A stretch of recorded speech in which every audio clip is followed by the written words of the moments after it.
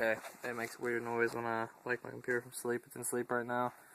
It makes a weird noise when I wake it from sleep. Here we go. Oh, you have to really listen closely.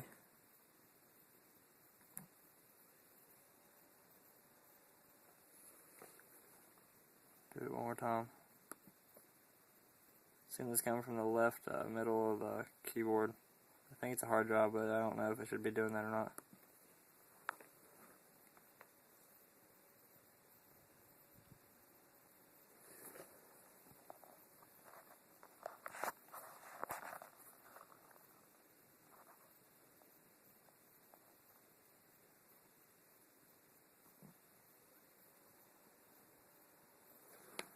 So, see what you guys think.